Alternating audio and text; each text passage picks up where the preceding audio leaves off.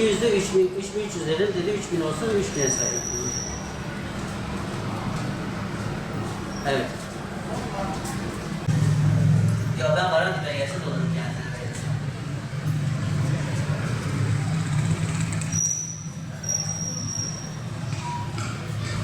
Evet. Yok, doğru değil. Ben kendisine dedim belki fiyattan ben kendisine o örneği verdim yani. Dedim ki ya bak herkese farklı fiyatlardan değiştirebilir. Tabii benim ismim Doğan Kızılelma. Yaklaşık olarak 36 yıldır bu meslekle uğraşıyorum. Ofisyallik müessesesi işletiyorum mesut müdür olarak.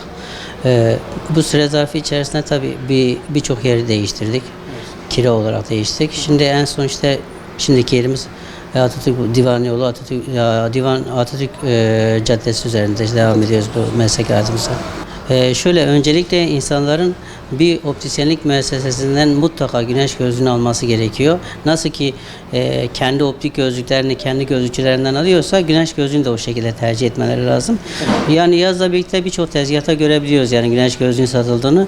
Bunların hiçbirinin Sağlık Bakanlığı denetiminde onayında değil açıkçası ve Türk Sanatlar Enstitüsü'nün uygun gördüğü göz sağlığı ve gözü koruma anlamında yeterli bir standarda sahip olmadığını hepimiz biliyoruz tabii ki.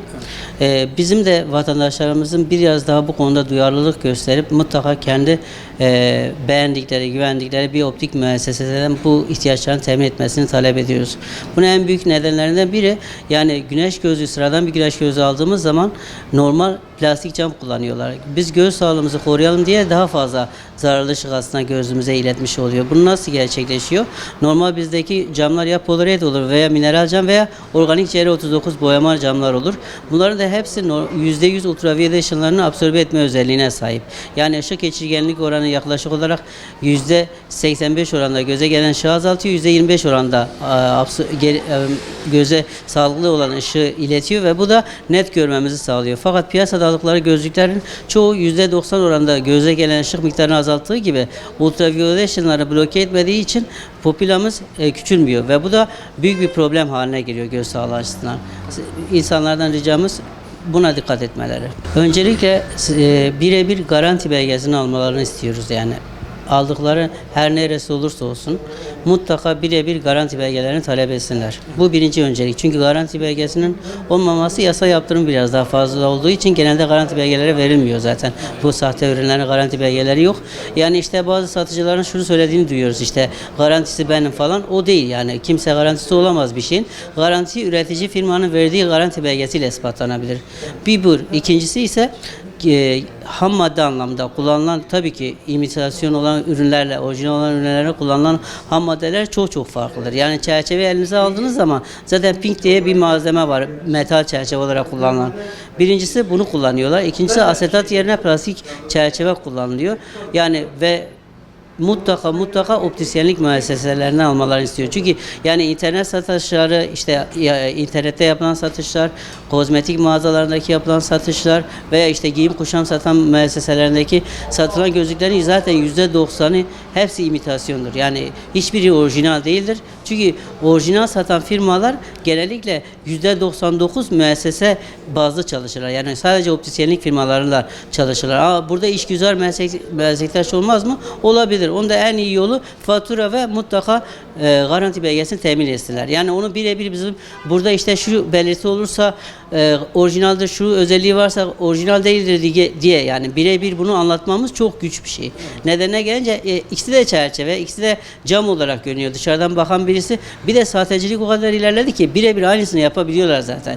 Yani desem ki işte A firmasının üzerinde şu gravür işlenmiştir. Buna dikkat etsinler desem zaten sahtelerinde de o gravürün işlendiğini görebiliyoruz. O yüzden mutlaka güvenlikleri bir müesseseden alışveriş yapsınlar. Yani öncelikle şöyle söyleyeyim. Siz sağlıklı bir gözlük aldığınızda gözünüzü ultraviyole ışınlarından %100 korumuş oluyorsunuz. Bu da ileride oluşabilecek olan katarakların önüne geçmiş olursunuz. Yani ultraviyole ışıklarına bağlı olarak gelişen katarakları katarak olgusunu engellemiş olursunuz.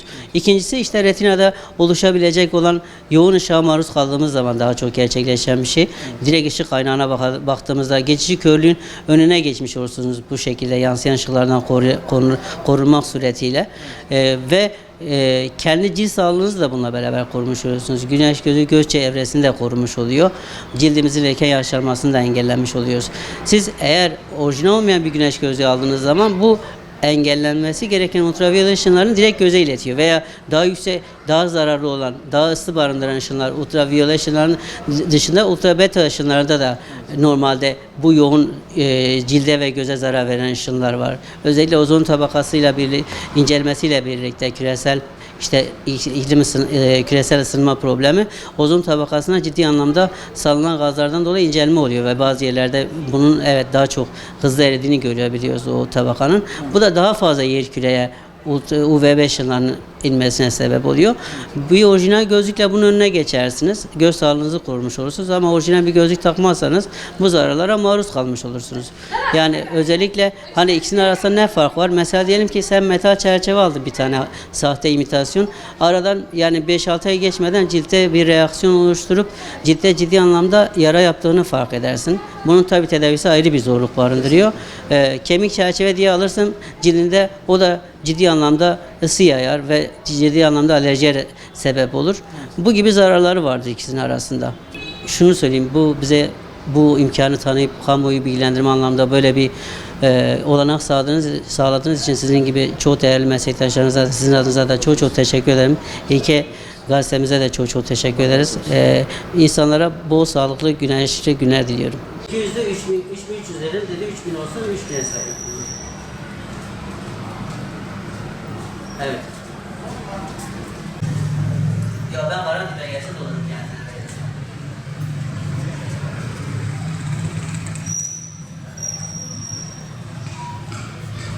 Evet. Yok, doğru değil. Ben kendisine dedim belki fiyattan ben kendisine o örneği verdim yani. Dedim ki ya bak herkes